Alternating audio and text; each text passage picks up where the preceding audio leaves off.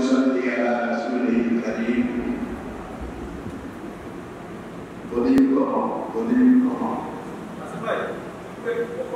أعوذ بالله من الشيطان الرجيم بسم الله الرحمن الرحيم معزز حضرات علماء کرام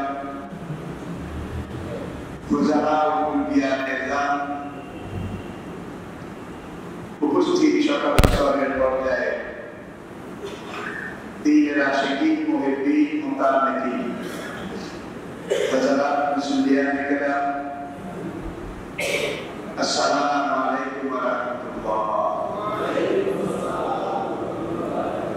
মহান রব্বুল আলামিনের বারগাহে রহমতে জুমার এই পবিত্র দিনে আল্লাহ পাকের ডাকে সাড়া দিয়ে নির্ধারিত সময় আমরা আনন্দপুর কেন্দ্রীয় জামে মসজিদে হাজির হতে পেরেছি। যিনি মেহেরবানি করে এই তৌফিক এই সুযোগ সৌভাগ্য আসার মতো স্বাস্থ্য সেহত তন্দুরুস্তি সুস্থতা আমাদেরকে দান করেছে এবং আমরা আসতে পেরেছি। এই জন্য আল্লাহ পাকের শুকরিয়া আদায় করছি। সবাই বলুন আলহামদুলিল্লাহ। কথায় বলে তন্দুরুস্তি হাজার নিয়ামত। একটা মানুষের যদি শরীর সুস্থ থাকে, সুস্থতা এটা 1000 নিয়ামতের চাইতে বেশি এবং বড়। এক সপ্তাহ পরে আবার এই জুমা আসবে, জুমার দিন আসবে, কিন্তু আপনার জীবনে আসবে কিনা, আমার জীবনে আসবে কিনা, আমাদের কারো জীবনে আসবে কিনা, এটা কি আমরা বলতে পারি? হতে পারে আজকে এই জুমাই আমার আপনার আমাদের জীবনের শেষ জুমা হতে পারে না? বোধ হয় এইভাবে সবসময় মরণকে স্মরণ করা এটা উন্নয়নের জন্য সবসময়ের জন্য সকল সময়ের দায়িত্ব এবং কর্তব্য। মানুষ গুনাহের কাজ, পাপ কাজ, না যায় হারাম কাজ তখনই বেশি বেশি করতে পারে যখন মরণের কথা ভুলে যায়। কিন্তু মরণের কথা যদি স্মরণ থাকে তাহলে কিন্তু অনেকটা ব্যালেন্স ভারসাম্যতা ফিরে আসে। আজকে আসলে আমাদের দেশ, পরিবেশ, সমাজ এটার দিকে তাকালে দেখা যায় অধিকাংশ অরাজকতা, খুন খারাপি, হত্যা, রাহাজানি, লুটপাট, জেনা, বদকারি, ব্যবসা, হারামি, আবার নেশার ব্যবসা। এরপরে আসুন এই মাসের 2 তারিখে, এই বর্তমান মাস,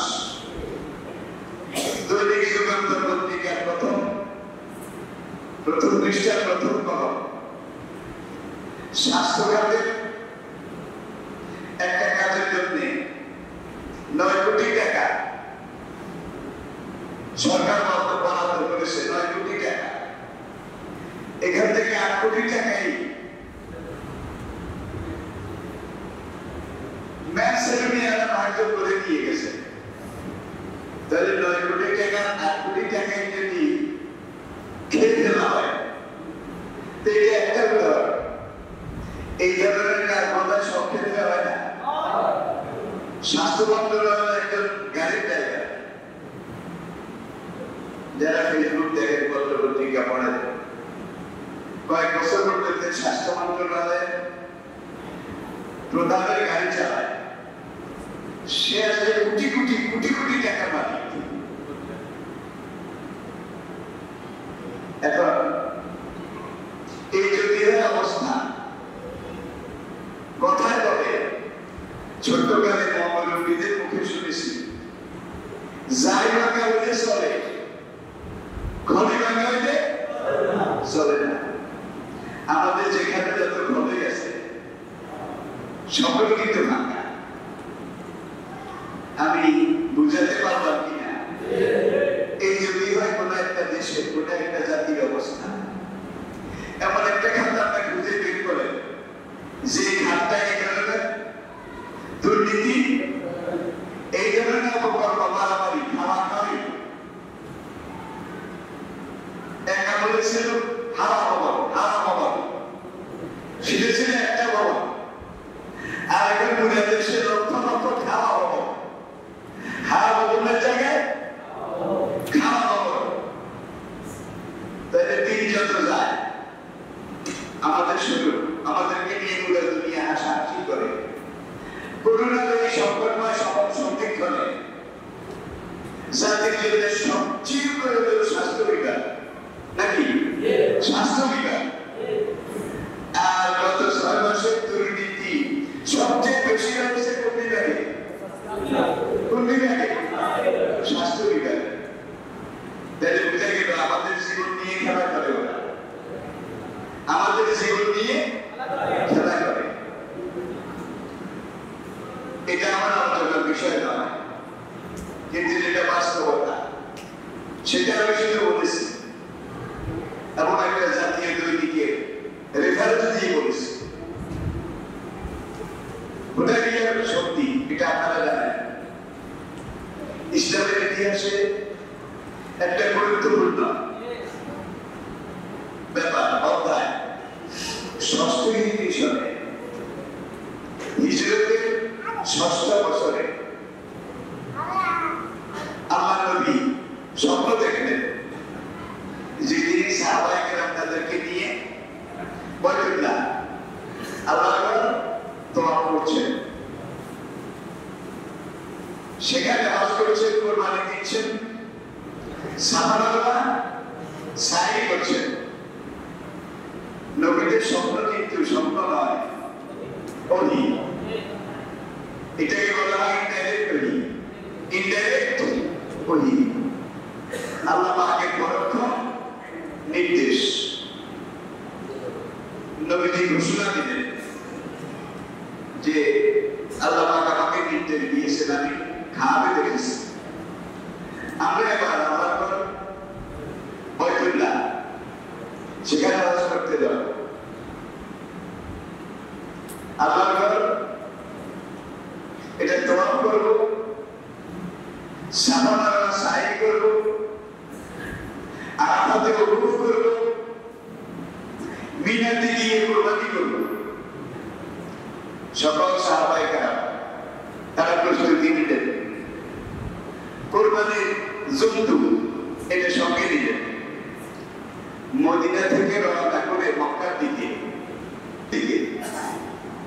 মদিনা থেকে মক্কা দক্ষিণে নির্ধারিত জায়গায় এসে নবীজি এরকম করলেন। 1400 সাহাবা ছিলেন সঙ্গী। কত? 1400। 1500 চাইতে 100 কম। তাদেরকে নিয়ে এরাম বাঁধলেন, এরাম দিতে আবার মক্কার দিকে রওনা করলেন। তখনকার দিনের সফর হয় ঘোড়ার পিঠে, নয় উটের পিঠে, নয় পায়ে হেঁটে, এর বিকল্প আর কোন ব্যবস্থা ছিল না। মদিনা থেকে মক্কা এটা দূরত্ব 450 কিলোমিটার, কম না, 300 মাইল। 300 মাইল। এই পথ 300 মাইল দূরত্ব অতিক্রম করতে তখনকার সফরে, তখনকার দিনে 12 থেকে 15 দিন, 12 থেকে 15 দিন সময় লাগবে। নবীজি মক্কার কাছাকাছি এসেছেন। মক্কা থেকে উত্তর দিকে একটা পাহাড়ি এলাকা আছে, সেসব পাহাড়ে কিছু বন জঙ্গল আছে। এই পাহাড়ি এলাকাটার নাম মারুজ জাহারা। মারুজ জাহারা। কুরাইশরা মক্কা থেকে রওনা করার সঙ্গে সঙ্গে কিন্তু খবর পেয়েছে যে নবীজি আসতেছেন। তার সঙ্গে প্রায় 1000 সাহাবা। বিরোধিতা ওরা করেছে, কিন্তু এই হিসাব নিকাশ ওদের ছিল। ওদের চাইতে আমাদের নবীজির হিসাব আরো অনেক কঠিন ছিল, আরো বাস্তব, আরো পারফেক্ট ছিল। ওরা চিন্তা করলো যে বদরের মাঠে আমরা কুরাইশরা 1000 ছিলাম, আমাদের অস্ত্র-শস্ত্র সবকিছু ছিল। ইসলামের প্রথম যুদ্ধ কোনটা? বদর। কোনটা? তো কুরাইশ নেতারা বসে মিটিং করলো যে আমরা 1000 সশস্ত্র, সমৃদ্ধ, শক্তিশালী, আর মুসলমান ছিল 313 জন। তাও কোনো হাতিয়ার ছিল না, তীর তলোয়ার এগুলোও ছিল না, এগুলোই শিরকের হাতিয়ার। অনেক সাহাবা এসে হুজুরের কাছে আরজ করলেন, ইয়া রাসূলুল্লাহ, জিহাদে যাব কিন্তু হাতিয়ার নাই। হুজুর বললেন, তোমরা খুরমা খেজুরের টাকা দানা একটা একটা করে ভেঙে আমার কাছে নিয়ে আসো। খেজুরের টাকা সাহাবায়ে কেরাম নিয়ে খেজুর গাছ থেকে খেজুরের টাকা এগুলো এনে নবীজির হাতে একে একে দিলেন। নবীজি বিসমিল্লাহ বলে হাতে ধরে আমার তাকে ফেরত দিলেন। ইতিহাস খেজুরের টাকা পায় এইভাবে বেড়েছে, সামনে যতদূর পড়েছে সব দুই টুকরা হয়ে মাটিতে পড়ে গেছে। সেখানে 313 জন বদরের মাঠে আমাদের এই অবস্থা করেছে।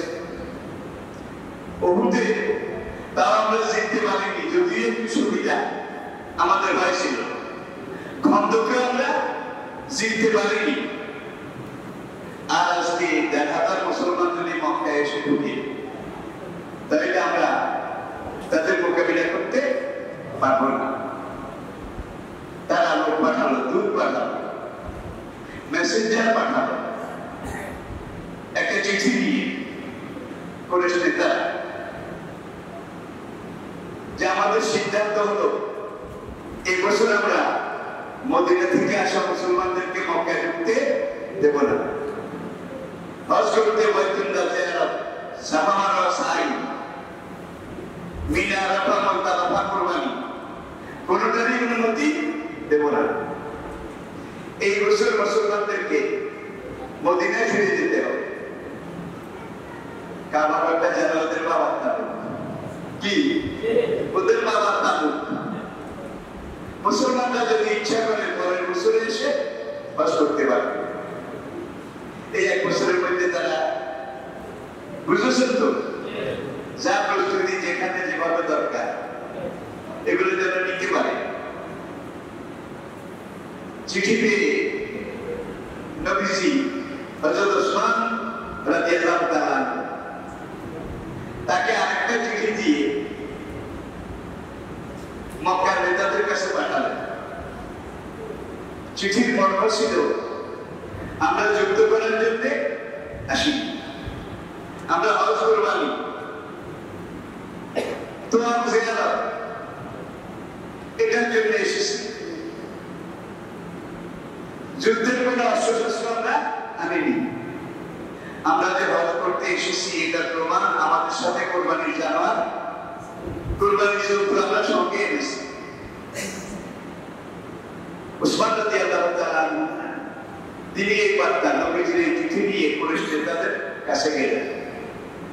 তারা চিঠি পেয়ে উসমানকে বলল, উসমান, তুমি তো এখন মুসলমান, ইসলাম গ্রহণ করেছ, তুমি যদি ইচ্ছা করো আমাদের জাহেরি জীবনের বন্ধু হিসাবে তুমি বাইতুল্লাহ তওয়াফ করো, সাফা মারওয়া সাই করো। তুমি যখন দূত হিসেবে এসে গিয়েছ, তোমাকে আমরা আল্লাহর ঘর তওয়াফ, সাফা মারওয়া সাই এগুলোর অনুমতি দিচ্ছি। উসমান রাদিয়াল্লাহু তাআলা বলেন, আল্লাযী নাফসি বিয়াদিহি, ওই আল্লাহ যাতে পাকের কসম করে বলছি, যার হাতে আমার জীবন, আল্লাহর নবী আল্লাহর ঘর তওয়াফ করার আগে আমি ওসমান কিছুতেই তওয়াফ করব না। দেখছেন ওরা হযরত ওসমানকে আটকিয়ে রাখলো, ফিরে আসতে দিল 3 দিন। এটাই নির্ভরযোগ্য না হয় 3 দিন। কোনো কোনো বর্ণনা একটু বেশি আছে, একটু কম আছে। এই সময়টা ওসমানকে মারুজা আলাম হুদাইবিয়া এখানে আসতে দিল না। মুসলমানদের মধ্যে গুজব ছড়িয়ে পড়ল, কাজ করতে না ওসমান, কুরাইশরা ওসমানকে হত্যা করে ফেলেছে। গুজব শব্দবিদটা ছিল, আর ইংলিশের কাজই তো গুজব রটানো, গুজব ছড়ানো। আর ইংলিশের যারা সাক্ষী সারা সমুদ্র, তারা কিন্তু এই গুজব ছড়ানোর ব্যাপারে উস্তাদ, এটাও আমরা জানি। এখন মুসলমানরা যখন খবর পেলেন, নবীজি খবর পেলেন যে ওরা হজ করতে বাইতুল্লাহ যেতে দেবে না, এমনকি ওসমানকেও হত্যা করে ফেলেছে। কোন দূতকে হত্যা করা এটা কিন্তু রাষ্ট্রীয় আইনে, তখনও বেআইনি ছিল, আজকেও বেআইনি। নবীজি এখন বললেন যে ফয়সালা তরওয়ার সে হোগা, আর কোন সন্ধি এগুলো নাই, হবে না। প্রয়োজনে আমরা যুদ্ধ করব, জোর করে মক্কায় ঢুকব এবং ওসমান হত্যার প্রতিশোধ নেব। সেখানে একটা গাছ ছিল, বাংলা জাতীয় গাছ, বড় ছায়াওয়ালা। নবীজি সাহাবায়ে কেরামকে সেখানে ডাকলেন, তোমরা আমার কাছে আসো। সাহাবায়ে কেরাম সবাই গেলেন ওই গাছের নিচে। নবীজি হাত বাড়ালেন, সাহাবায়ে কেরাম নবীজির হাতে হাত দিয়ে ওয়াদা করলেন যে আমরা জীবন দেব, কিন্তু ওসমানকে যে তারা হত্যা করেছে এটার প্রতিশোধ না নিয়ে আমরা মদিনা ফিরে যাব না। একদিকে সাহাবায়ে কেরাম ওয়াদা করলেন, আর একদিকে আল্লাহর নামে শপথ করলেন। ইতিহাসে এটার নাম বাইতের দোয়া। ওলামায়ে কেরাম বুঝতেছেন বাইতে এটা দোয়া, জীবন দেওয়ার শপথ। প্রয়োজনে আমরা শহীদ হয়ে যাব, কিন্তু ওসমান হত্যার বদলা না নিয়ে আমরা মদিনায় ফিরব না। খবর এটা মক্কা থেকে, যদিও তারা বাধা দিচ্ছে, কিন্তু তারা যখন জানলো মুসলমানরা শপথ নিয়েছে আল্লাহর নামে, তখন তারা হযরত ওসমানকে ছেড়ে দিয়েছে। আলহামদুলিল্লাহ, আলহামদুলিল্লাহ। তাই বুঝা গেল যে গুজবই ছিল, গুজবই ছিল। এবার উভয় পক্ষ কথাবার্তা, বার্গেনিং, আলাপ আলোচনা এটা চলছে। শেষ পর্যন্ত সিদ্ধান্ত হলো এবার মুসলমানরা মক্কায় ঢুকবে না, কারণ এখন ঢুকতে গেলে সাহাবারা তো শপথ করেছে নাকি, আল্লাহর নামে কসম করেছে। আর এই বাইতের দোয়া, হুদাইবিয়ার এই কসম, এটাকে আল্লাহ কোরআনে ওহীর মাধ্যমে আমি আল্লাহ মুসলমানদের উপরে ওই দিনই রাজি হয়ে গেছি যেদিন তারা একটা গাছের নিচে, তাহাতি সাজারাতে কোরআন বলছে, একটা গাছের নিচে নবীর হাতে হাত দিয়ে ওয়াদা করেছে যে তারা ওসমান হত্যার বদলা নেবে। আর এক আয়াত আল্লাহ পাক বলছেন নবীর সাহাবারা নবীর হাতে হাত দিয়ে বায়াত করেছে, ওয়াদা করেছে, আর নবীর হাতের উপরে আমি আল্লাহর হাত ছিল। সুতরাং তারা সেদিন নবীজির হাতে যে বায়াত করেছে সেই বায়াত আমি আল্লাহর হাতেও করেছি। এখন কি করা যাবে? সাহাবায়ে কেরাম মক্কার দিকে যাবে, ওদিকে ওসমানও কিন্তু ফিরে এসেছে। তারপরে কোনো কোনো সাহাবা মেজাজের দিকে তার সবাই সমান না। জি রাসূলুল্লাহ ওসমানকে ছেড়েছে, আমরা তো শপথ করেছি আমরা মক্কায় ঢুকবো। হুজুর বললেন না, এত গরম হওয়া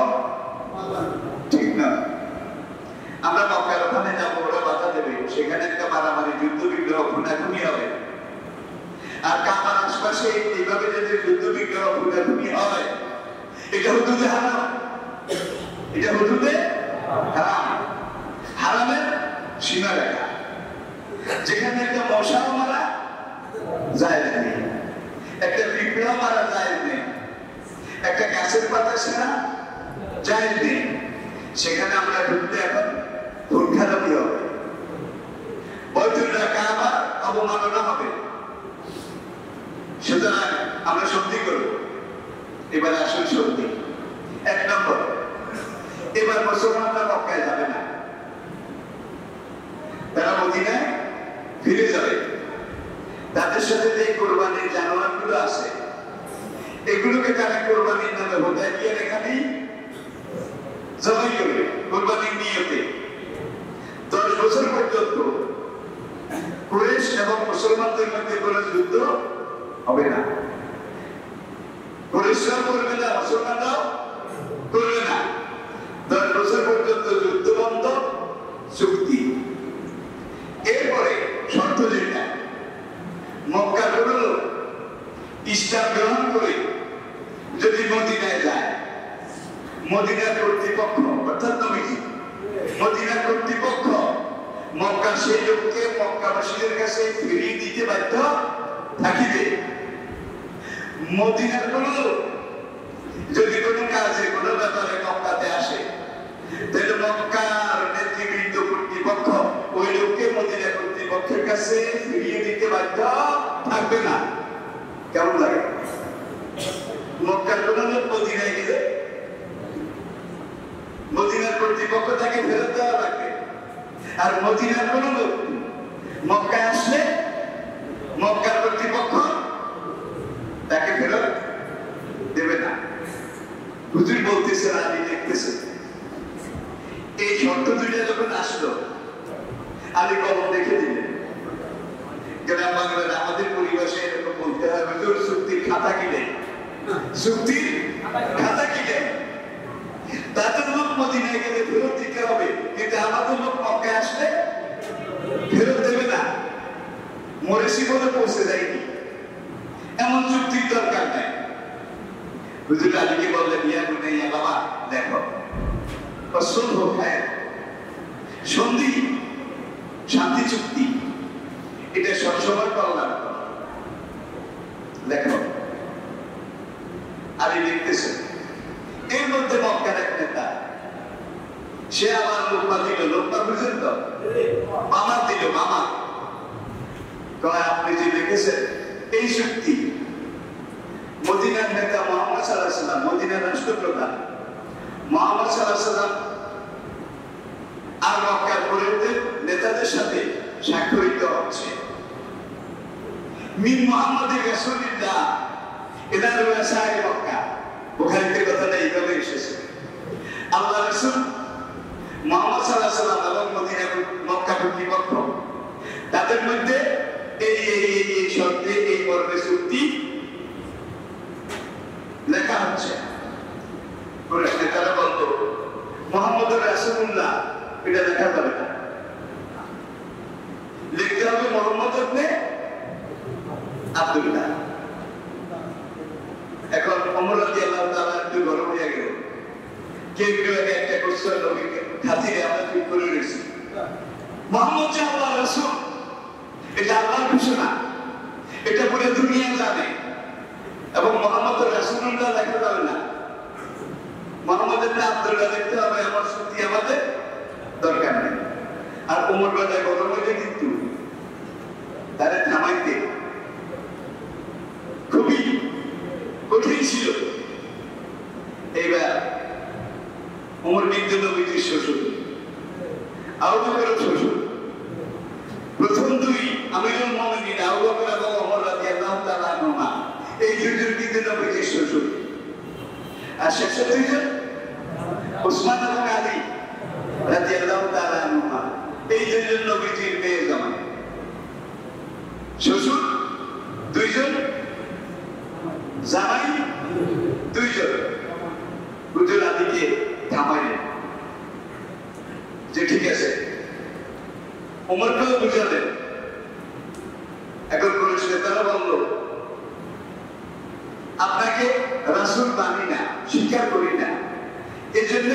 সাথে আমাদের ঝগড়া বিবাদ, রাসূল মানলে তার কোনো বিবাদ থাকতো না।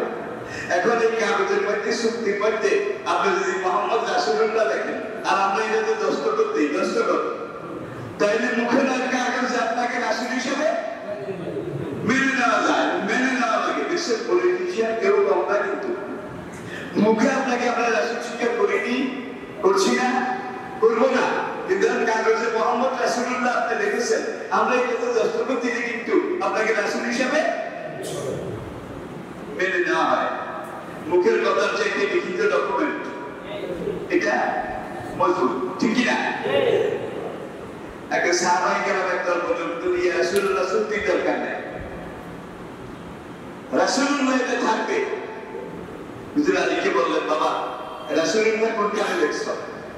আলী এইভাবে দেখায়, এটা মিম, এটা মোহাম্মদ, এটা রাসূলুল্লাহ, তো কলমটা আমাদের দাও। আলী কলম দিয়ে দেব। হুজুর নিজে ওই রাসূলুল্লাহ কথাটা কেটে দিলেন, 3টা দাগ দিলেন। দাগ দিয়ে আলীকে কলম দিয়ে বলে, এই খাতার উপর দিয়ে তুমি যখন মোহাম্মদ ইবনে আব্দুল্লাহ, আব্দুল্লাহর সাথে মোহাম্মদ আর মক্কার কুরাইশ নেতাদের মধ্যে এই চুক্তি, এই হুদাইবিয়া সন্ধি, এটাকেই কিন্তু পরবর্তীতে আল্লাহ পাক একটা সূরা নাযিল করেছেন, সূরা ফাতহ, ইন্না ফাতাহনা লাকা ফাতহাম মুবিনা। হুদাইবিয়া সন্ধি এটা ছিল পুরো বিশ্ব বিজয়ের প্রবেশদ্বার, তোরণদ্বার। এই হুদাইবিয়া সন্ধির পরেই কিন্তু শুরু হয়েছে ইসলামের জাগরণ। এইটাও আপনারা জানেন। যেটা সাহাবায়ে কেরাম কেউ কেউ অপছন্দ করেছে। চুক্তিতে এখন দস্তখত হবে, একদিকে নবী আরেকদিকে কুরাইশ নেতারা। এমন সময় আবু জান্দাল, একজন সাহাবী, আবু জান্দাল লোহার শিকল, হাতেও শিকল, পায়েও শিকল, জান্দাবেরি, চিনেন তো? জান্দাবেরি সারা গায়ে জখম, রক্ত দপদপ করে, এখানে কেটে ফেলেছে, এখানে শেষে ফেলেছে, এখানে দাঁত ভেঙে ফেলেছে, মানে নির্যাতন, অপরাধ একটা। কেন ইসলাম গ্রহণ করেছে নাকি অন্য কোনো অপরাধ? ইসলাম গ্রহণের কারণে সব মুসলমানের কিন্তু মক্কাতে এই অবস্থায় করেছিল ওরা, কিন্তু কোন মুসলমান বোধহয় ইসলাম ছেড়েছে? বলে একজন একজন জীবন দিতে রাজি হয়েছে, কিন্তু ইসলাম ছাড়তে রাজি হয়নি। এখন সাহাবায়ে কেরাম কেউ কেউ বললেন, ইয়া রাসূলুল্লাহ, আবু জান্দাল তো মুসলমান হয়েছে, কত মার খেয়েছে, তার শরীরের দিকে তাকালে এটা বোঝা যায়। এখনো তো চুক্তিতে দস্তখত আপনিও করেননি, ওরাও করেনি, দস্তখত যখন হয়নি, চুক্তি এখনো কার্যকর বলবৎ হয়নি। আবু জান্দালকে আপনি আমাদের মধ্যে, সাহাবাদের দলের মধ্যে ফিরিয়ে দেন। কুরাইশ নেতারা বললো, যদিও দস্তখত হয়নি, কিন্তু চুক্তি তো লেখা হয়ে গেছে, সুতরাং আবু জান্দালকে ফিরিয়ে দেওয়া যাবে না। কেমন একটা কঠিন মুহূর্ত, চিন্তা করেন। আবু জান্দাল শুধু কাঁদে, তার চোখের পানি আর শরীরের রক্ত বেয়ে বেয়ে একত্রে পড়তেছে। নবীজি বললেন, ঠিক আছে, তোমরা আবু জান্দালকে মক্কায় ফিরিয়ে নিয়ে যাও। ওই যে চুক্তিতে আছে, মক্কায় ফিরিয়ে নিয়ে যাও, আমাদের সাথে যাওয়ার দরকার নেই। আবু জান্দাল কাঁদে, ইয়া রাসূলুল্লাহ, আমাকে মেরে ফেলবে, আমাকে শেষ করে ফেলবে। নবী বললেন, উসকুর উসকুর, আবু জান্দাল সবর করো। আল্লাহ বলেছেন, আসবিরু ওয়া সাবিরু ওয়া রাবিতু। সবরের কথা আল্লাহ হাসরের মাঠে নিজের হাতে তোমাদেরকে দেবেন। আবু জান্দাল কোরা মক্কাতে ফিরিয়ে নিয়ে গেল, সাহাবারা কাঁদতেছে। এগুলো এক ঘটনা। সন্ধি চুক্তি শেষ হয়ে গেল কোরবানি করে করে, আর বৈঠকটাও যান নাই, আরাফা মিনাও যাওয়া হয় নাই। এখান থেকে মুসলমানরা মদিনায় ফিরে এসেছে। এখান থেকে ঘটনা একটা কিন্তু করছে। সেই ঘটনাটা হলো যে মক্কাতে একজন লোক কয়েকদিন আগে ইসলাম গ্রহণ করেছে, তার নাম আবুল বসির। আবুল বসির বুখারী শরীফ থেকে বলতেছি কিতাবুল মাগাজি একটা মিথ্যা আমার মুখের কথা আবুল বসির তার নাম ইনি মক্কাতে ইসলাম গ্রহণ করেছেন আবু জাহলের মতো মারতে মারতে আধা মারা করেছে কোন রকম পলাইয়া টলাইয়া মদিনায় এসে নবীজির সাথে দেখা করেছে আবু জাহলকে তো হুদাইবিয়া থেকে নিয়ে গেছে শিকল বেঁধেছে আবু জাহল প্রথম জন তাকে আর সারা হয়নি আবুল বসির কিভাবে যেন কি জেল থেকে অনেক সময় আসামি বলায় না এইভাবে পালিয়ে ছুটিয়ে মদিনা মসজিদে নববীতে এসে হুজুরের সাথে দেখা করলেন ঠিক পিছন দিয়ে মক্কা থেকে কুরাইশের একজন নেতা আমর নামটা পারলে মনে রাখবেন আমর কুরাইশ নেতা কাফের সে তাদের গোলামের নাম ছিল কাউসার গোলাম কাউসারকে সঙ্গে নিয়ে কুরাইশ নেতা আমর কুরাইশ নেতাদের একটা চিঠি দিয়ে নবীজির কাছে পাঠালো আমার চিঠিটা নবীজির হাতে দিলেন চিঠিতে দেখা ইয়া মুহাম্মদ ইয়া রাসূলুল্লাহ কয় না ইয়া মুহাম্মদ হে মুহাম্মদ আমরা জানতে পেরেছি আমাদের কাছে খবর আছে যে আজ থেকে এতদিন আগে আবু জাহল নামে মক্কার একজন অধিবাসী মক্কার একজন নাগরিক সে পালিয়ে মদিনায় চলে গেছে আমর নামক নেতাকে পাঠিয়ে দেয় তার সাথে আবুল বসিরকে পাঠিয়ে দেয় মক্কার মানুষ মক্কায় থাকবে হুদাইবিয়া চুক্তি আর আপনি বলছেন মক্কা থেকে কেউ গেলে চুক্তিতে আসে ফিরে দেওয়া লাগে কিন্তু মদিনা থেকে কেউ গেলে ফিরে দেবে না এখন আবু জাহল কাঁদে ইয়া রাসূলুল্লাহ আমাকে যদি ফিরে দেন আমি আর পারবো না ওরা আমাকে মেরে ফেলবে খুন করে ফেলবে ইয়া রাসূলুল্লাহ আবু জাহল কাঁদে আর ওই কুরাইশ নেতা আমর সেটা দিতেই হবে আবু জাহলকে আমাদের হাতে দিতেই হবে কি একটা জানেন না আবু জাহল কাঁদে সাহাবারাও কাঁদে আরে কি ক্ষত বিক্ষত সারা শরীর থেকে রক্ত পড়তেছে এই লোকটাকে এখন ফিরে দেওয়ার মানে নিজেই শেষ করে ফেলবে রাসূল বললেন আবু জাহল যেহেতু আমি চুক্তি করেছি হুদাইবিয়ার সন্ধির চুক্তি 4 এবং 5 এই দুইটা শর্তের মধ্যে উল্লেখ আছে মক্কার কোন লোক মদিনায় আসলে তাকে মক্কাবাসীর কাছে ফেরত দিতে হবে সুতরাং আবু জাহল তোমাকে আমি মদিনায় জায়গা দিতে পারি না তুমি আমার সাথে মক্কা ছেড়ে দাও আবু জাহল যেমন কেঁদেছিলেন হুদাইবিয়াতে আজকে আবুল বসির সেইভাবে কাঁদে কিন্তু নবী বললেন মুসলমান চুক্তি করে চুক্তি ভঙ্গ করে না কিন্তু কাফের বেঈমান মুশরিক তারা সকালে চুক্তি করে বিকালে কি সেই যুগে করেছে এই যুগে বোধহয় করে না এই যুগে বোধহয় করে না কত চুক্তি করলাম পেঁয়াজের চুক্তি ধরে শুরু করে পেঁয়াজের চুক্তি এই থেকে শুরু করে 30টা প্রকল্প কত চুক্তি হয়েছে এক যুগের বেশি সময় চলে গেছে কিন্তু কি চুক্তি বোধহয় রক্ষা করেছে তারা কোরআন বলছে লা হাদালাহুম ওয়ালা মিসা কাফিরদের কোন চুক্তির এক পয়সাও দাম নাই কোরআনের কথা এখন আর কি করবেন আবুল বসিরকে আমরের সাথে রাসূল দিয়ে দিলেন আমর আবুল বসিরকে নিয়ে মক্কার দিকে রওনা করেছে আর আমরের পিছনে কাউসার ওই যে আমরের গোলাম সফরসঙ্গী যাকে মক্কা থেকে আমর খাদেম হিসাবে নিয়ে এসেছিল এখন লোক 3 জন হলো কয়জন কুরাইশ নেতা আমর আর মজলুম মুসলমান আবুল বসির যাকে মক্কায় ফিরে দেওয়া হচ্ছে আর বললাম কাউসার মদিনা থেকে তারা রওনা করেছে আজকে তো কোন ড্রাইভার যদি ইচ্ছা করে মক্কা থেকে মদিনা পর্যন্ত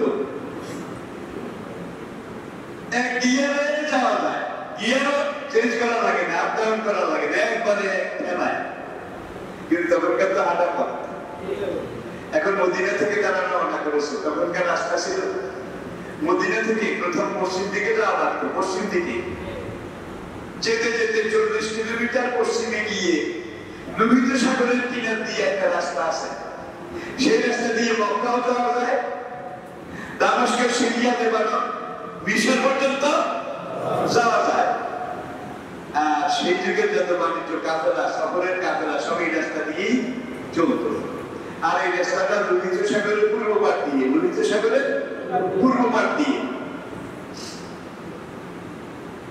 এখন ওই ঠিক লোহিত সাগরের পাড়ে যাওয়ার আগে এখানে শহরের পাড়ে কিন্তু একটা নদী বন্দর নৌবন্দর বর্তমান অয়েল রিফাইনারি 1300 টাকা এটার নাম ইয়াম্বু ইয়াম্বু যারা মক্কা মদিনায় গিয়েছেন দেখেছেন ওখানে চাকরি করেছেন তারা কথাগুলো ভালো বুঝবেন এখান থেকে 9 কিলোমিটার সামনের দিকে গেলে পশ্চিম দিকে গেলে লোহিত সাগর ইয়াম্বু শহর ইয়াম্বু যাওয়া 9 কিলোমিটার আগে এখানে একটা জায়গা পাহাড় আছে ছোট ছোট পাহাড়ের মধ্যে বাংলা কাটা জঙ্গল আছে এখন আবুল বসির তিনি বললেন ভাই আমার হাঁটতে হাঁটতে ক্লান্ত হয়ে গেছে আসুন আমরা এখানে একটু বিশ্রাম করে নিই আমারও তো ক্লান্ত হয়েছে সে বললো আমার কথা তো ঠিকই বলেছো আসো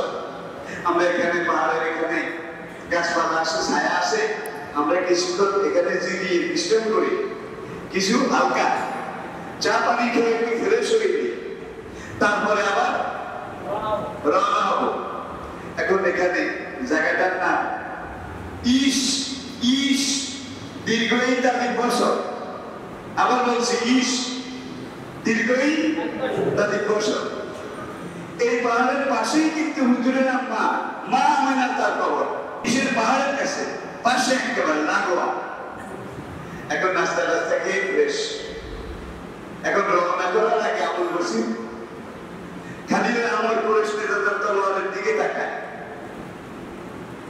বাট্টা হাড়ের তৈরি হাড়ের উপর দিয়ে আবার সোনার জড়িবুটি মানে মহামূল্যবান এখন ওই সাহাবী আবুল বসির তিনি কেবল তলোয়ারের দিকে তাকায় আমার তলোয়ারের এখন আমার বলে তলোয়ারের দিকে বারবার তাকাও কারণটা কি আমার বলে এত সুন্দর বাট এত ধারালো তলোয়ার এমন তলোয়ার আমি কোনোদিন দেখি নাই এখন আমার একটু খুশি হইল তার তলোয়ারের প্রশংসা করতেছে তলোয়ারের ধার কিরকম জানো তলোয়ার দেখলেই বোঝা যায় ইস্পাতের চাইতে ধার আমার ধারণই কি হবে এত ধারালো তলোয়ার কিন্তু বদরের ময়দানে আমাদের কোনো কাজে আসে নাই বদরের যুদ্ধে আমাদের কোনো কাজে আসে নাই আসলে কি আসে তাদের এত ধারালো এত ভালো ভালো তলোয়ার ছিল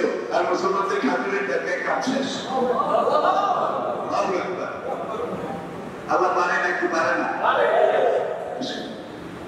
এখন আমার তলোয়ারটা যদি একটু আমার হাতে দিতাম কিরকম তার আমি একটু সাইডে বন্ধা জুড়ে ধরো ধরো একবার ওই খামের থেকে খুলে আমার হাতে দিল আমার ধার পরীক্ষা করে আর চোখের দিকে চায়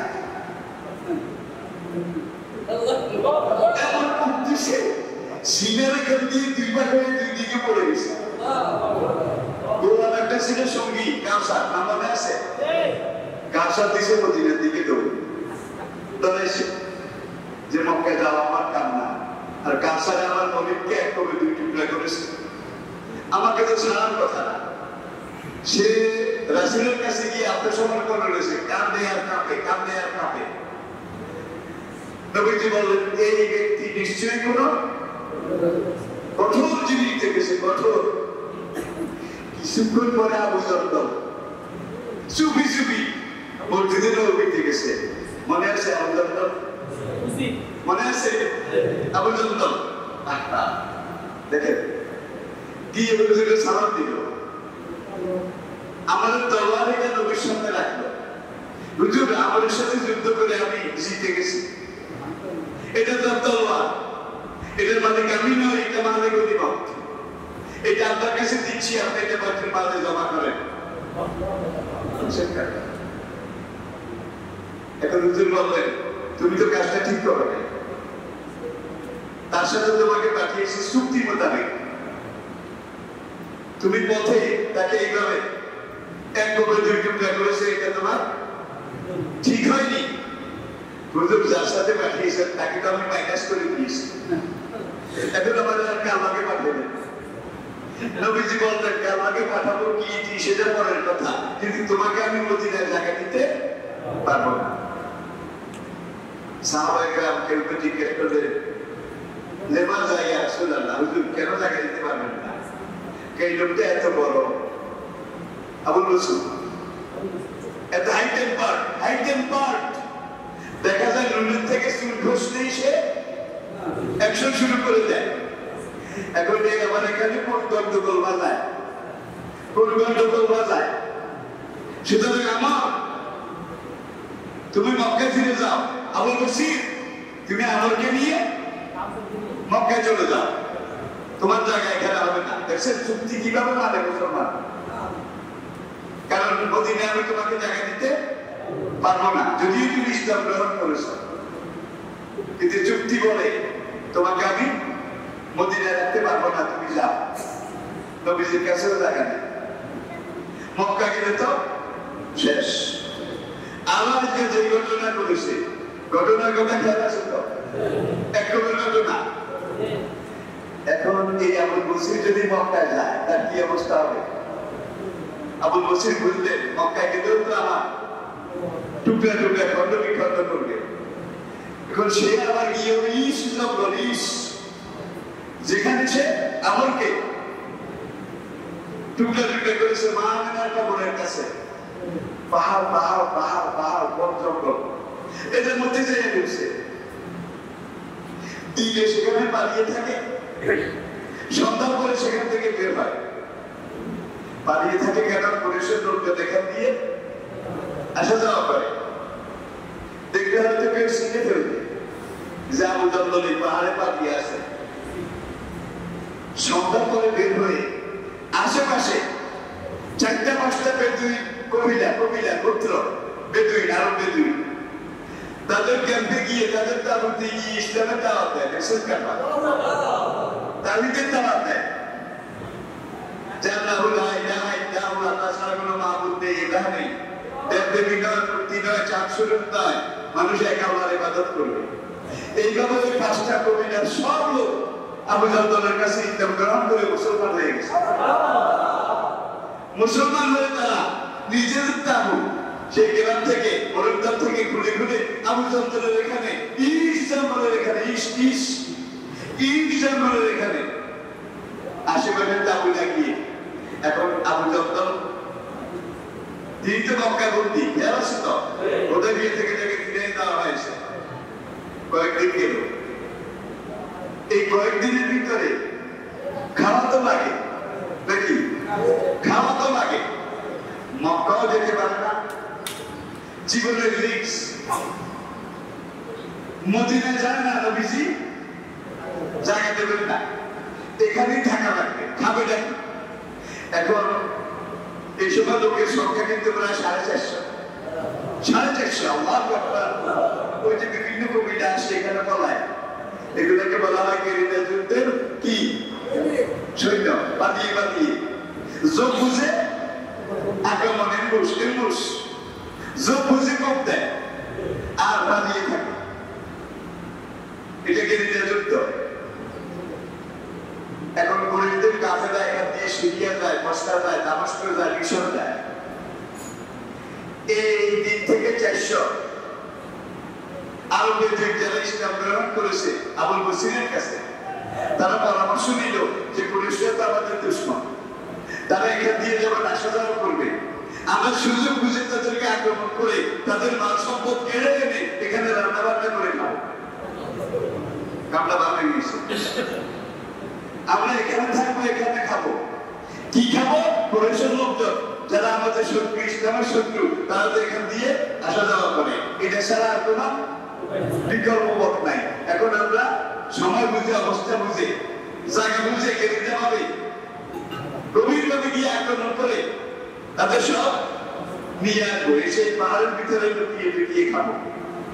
এইভাবে তাদের সংখ্যা প্রায় 500 কাছাকাছি গেল। এখন কুরাইশরা দেখলো যে ইয়াম্বু আর ইস, ইয়াম্বু এবং ইস, এই দুইটার মাঝখানে আসলেই কাফেলা আক্রান্ত হয়, লুটপাট হয়, তাদের সবকিছু কেড়ে নিয়ে একদল গেরিলা পাহাড়ের ভিতরে ঢুকে যায়। আবু জাহল খবর পাইছে, খবর পাইয়া কোনো একদিন কোনোভাবে ওই লোহার শিকল এইটাকে ভেঙে কেটে গোপনে আবু জাহল সেই ঈশ্বর করে আবুল বসিরের বাগে যোগ দিছে। এতদিন সেনাপতি ছিল আবুল বসির একজন, আবু জাহল আসার পরে দুইজন, খালেদ নিজের ছোট ভাই খবর পেয়ে ইসলাম গ্রহণ করেছে, সেও এসে এটাকে যোগ দিছে। এই তিনজন রয়্যাল সাহেব, কিং সাহেব, সাহসী, একজন আবু জাহল, আরেকজন আবুল বসির, আরেকজন খালেদ নিজের ছোট ভাই। এখন এই তিনজনের নেতৃত্বে গেরিলা যুদ্ধ আরো চরম রূপ ধারণ করেছে। কুরাইশের কোনো কাছে না এখন এখান থেকে ব্যবসা বাণিজ্য করতে পারে না, আসা যাওয়া করতে পারে না। এখানে আসলেই আক্রমণ। এখন তারা প্রত্যেকটা কাফেলার সামনে অতিরিক্ত পাহারা লাগাইছে। পাহারা বুঝেন তো, সশস্ত্র কিছু লোক প্রত্যেকটা কাফেলার সামনে এবং পিছনে। এক একটা কাফেলার মধ্যে কয়েকশত উট থাকতো, কয়েকশো, প্রত্যেকটা পণ্য বোঝাই থাকতো। আর আপনারা জানেন উটকে মরুভূমির জাহাজ বলা হয়, তখন তো আর গাড়ি ঘোড়া ছিল না। তো সামনে মনে করেন 100টা উটের সামনে একদল সশস্ত্র লোক পাহারাদার, পুলিশদের দ্বারা বেতন, মোটা অঙ্কের বেতন দিয়ে এদেরকে এই পাহারাদার নিযুক্ত করেছে। আবার 100 উটের পিছনে আরেক দল পাহারাদার, মাঝখান দিয়া এরা বনে পাহারাদাররা গেছে, উট করে গেছে। আর বর্ষা শিবিয়ার দিকে যাইতে এরা উট করে। এই কাফেলার মধ্যে উটের সংখ্যা কত একটা হিসাব করে আর কি পাহাড়ের কিনারে দাঁড়িয়ে দাঁড়িয়ে। এখন এই কাফেলা যখন মাঝামাঝি আসে তখন ওই আগের আল্লাহরাও অনেক দূরে, পিছের আল্লাহরাও অনেক দূরে, মাঝখানে আক্রমণ করে এই আবার আগের কাফেলা। এখন ওই এইভাবে কয়েক ঘটনা হওয়ার পরে পাহারাদাররা মক্কা নেতাদেরকে বলে যে আমাদেরকে তোমাদের পাহারাদারি করা এটা সম্ভব নয়। এখানে গেরিলা আক্রমণ যারা করে তারা সাংঘাতিক নয়, সাড়ে সাংঘাতিক। তাদেরকে রক্ষার ক্ষমতা শক্তি আমাদের নাই।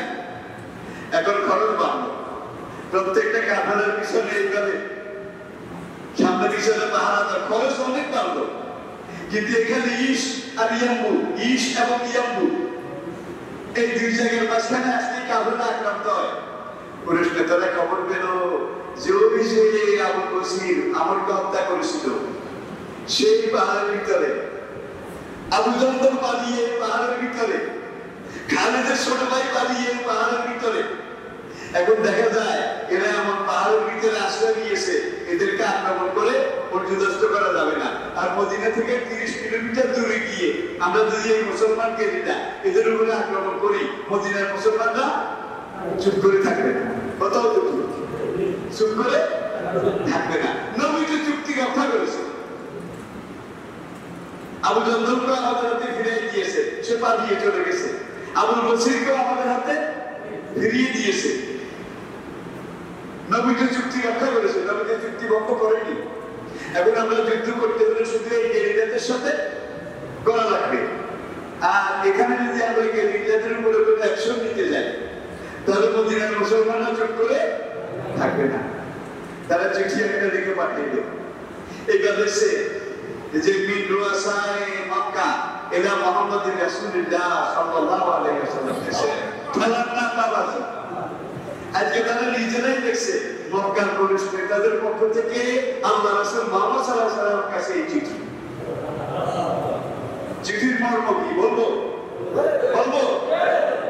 হ্যাঁ সার কথা মূল কথা যেটা সেটা হলো ইয়া রাসূলুল্লাহ এই জঙ্গলের ভিতরে মদিনা থেকে আসা মক্কা থেকে যাওয়া আশপাশের কবিরা করতেন কয়েকশো লোক এই পাহাড়ের ভিতরে জঙ্গলের ভিতরে পালিয়ে থাকে দিনের বেলায় রাত বিরাতে আমাদের কাফেলার উপরে আক্রমণ করে এমন ভাবে আক্রমণ করে লুটপাট করে সব নিয়ে যায় এখন আমাদের ব্যবসা বাণিজ্য বন্ধ হয়ে গেছে সম্ভব না মক্কাতে দুর্ভিক্ষ শুরু হয়ে গেছে কারণ তখন ব্যবসা বাণিজ্যের উপরেই কিন্তু সব চলতো ইয়া রাসূলুল্লাহ আপনার কাছে অনুরোধ করি এই জঙ্গলের এখানে হ্যাঁ আবুল বসির এবং আবু জাদ্দাল এই দুইজনের নেতৃত্বে যে গেরিলার মুসলমান রয়েছে এদেরকে আপনি মদিনায় ফিরিয়ে নেন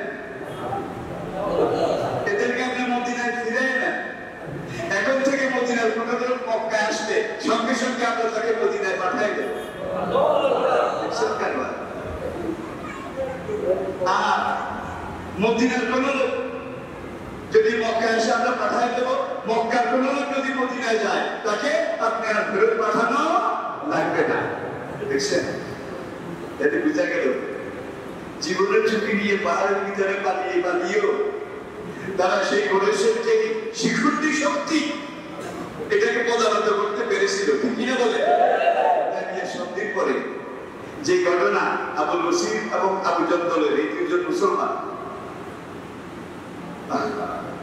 রাসূল আবু জাদ্দালের নামে একটা চিঠি লিখলেন কুরাইশদের চিঠি পাওয়ার পর আবু জাদ্দাল কুরাইশরা তোমাদেরকে নিরাপত্তা দিয়েছে কুরাইশরা চিঠির মাধ্যমে লিখিত আমার কাছে অনুরোধ করেছে মক্কা থেকে কোনো লোক আসলে আর ফেরত দেওয়া লাগবে না এখন তোমরা মদিনায় ফিরে আসো নবীর দূত চিঠি নিয়ে যখন নীল জঙ্গলে আসতো এখানে পৌঁছার একটু আগেই কিন্তু আবু জাদ্দাল মারা গেছে তার খবরটাও সেখানে মা আমিনার কবরের কাছাকাছি নীল জঙ্গলের এখানে এরপরে মুসলমান গেরিলারা আবু জাদ্দালের নেতৃত্বে প্রায় 500 গেরিলা তারা মদিনায় গিয়ে মুসলিম বাহিনীর সাথে একত্র হলে যোগ দিলে এই ছিল হুদায়বিয়ার সন্ধি এবং হুদায়বিয়ার সন্ধির পরবর্তী অবস্থা আমি আপনাদেরকে ইচ্ছা বলার জন্য এই ঘটনাটা বলিনি কি শিক্ষা আছে কিনা মুসলমান যেখানে থাকুক যে অবস্থায় থাকুক যতক্ষণ জীবিত আছে ইসলামের পক্ষে কাজ করে যাবে যতক্ষণ জীবিত আছে সেই ইসলামের পথে চলবে ইসলামের কথা বলবে আর বাতিলের সাথে কোন অবস্থাতে আপোষ আর বাতিল যখন তাদেরকে বাধা দিতে আসবে সুযোগ মতো আবুল বসিরের মতো কি ইসলাম এটি ইসলাম আল্লাহ পাক আমাদেরকে বুঝার তৌফিক দান করুন আমাদের ইল্লা বালাগ ওয়া দাওয়ানা আলহামদুলিল্লাহি রাব্বিল আলামিন আসসালামু আলাইকুম ওয়া রাহমাতুল্লাহি